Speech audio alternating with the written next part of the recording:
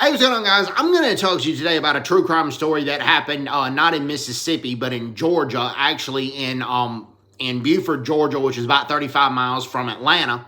And it happened back in 2006. And Ann Rule, true crime writer Ann Rule, who passed away back in 2015, she wrote an excellent book called Too Late to Say Goodbye. And that was about the murders committed by a dentist named Dr. Barton T Corbin. Now, let me explain what I'm talking about here. Dr. Barton Corbin had married a woman named Jennifer Corbin, and they had two sons, Dalton, who was 7, and Dylan, who was 5. Well, Dylan had noticed, had tried to wake his mom up because he was hungry, wanting breakfast one morning. And he saw his mom on the bed bleeding, but she wasn't responsive when he tried to get her up. Well, he went over to the neighbor's house, and the neighbor took Dalton back to the house, and then they both saw the dead body, and they called 911. Well, so the police arrive at the scene, and Dr. Barton Corbin says that Jennifer Corbin, his wife, was depressed, that it was more than likely a suicide. But there was no gun residue on the hands of Jennifer Corbin. And at the time, the marriage was rocky, and Jennifer wanted to file for divorce. And both her and Barton at the time were having affairs, more Barton than Jennifer.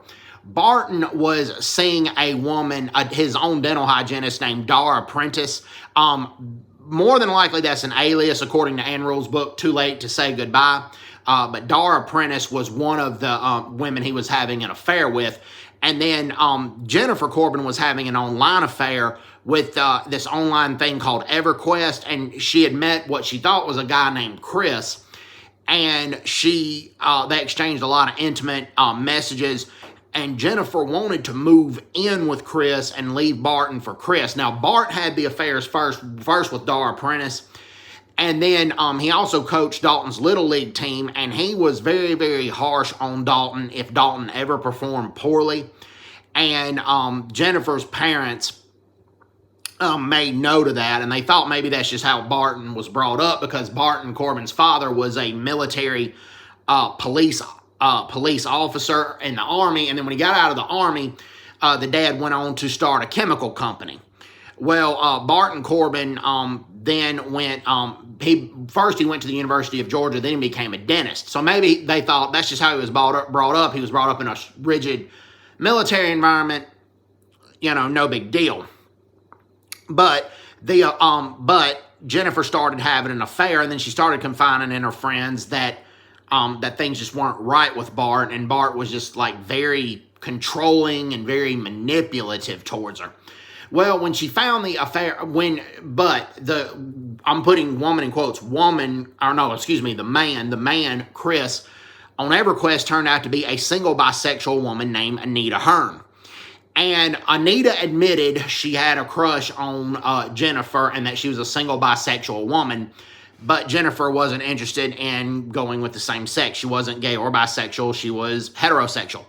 Well, but they still remained friends, and Jennifer don't ask me why, she printed off some messages that they had on the printer. Well, when Bart went rummaging through a bunch of Jennifer's stuff, he found some of the messages, and the police believe that's what set him off, and that's why he shot and killed Jennifer, because they found no gun residue on Jennifer's hands, which admitted more than likely that it was murder and that it was not a suicide.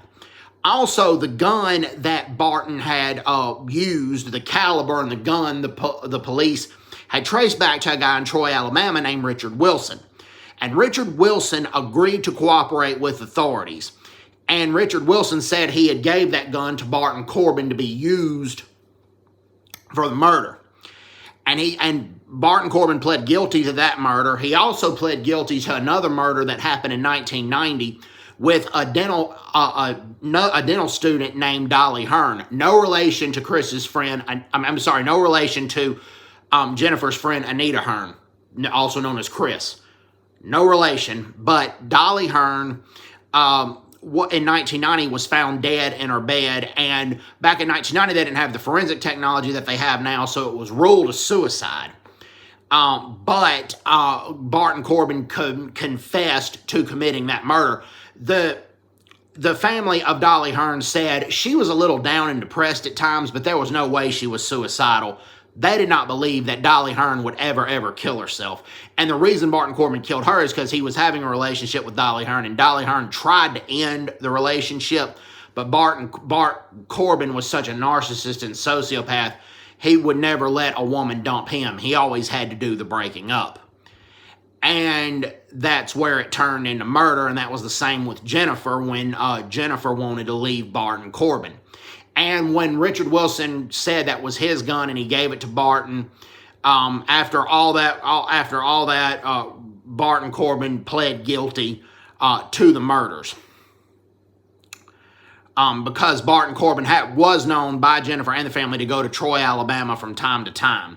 So clues were just put together that way as well. I recommend that you read Ann Rule's book, Too Late to Say Goodbye. It offers a lot more details than I've offered in this book. So I recommend that you guys check it out. Also, 48 Hours did a good segment on Dr. Barton Corbin and the two murders that he committed, one Dolly Hearn and then also Jennifer Corbin. So anyways, hope everybody's doing well. Take care. God bless them. Bye-bye. Bye-bye.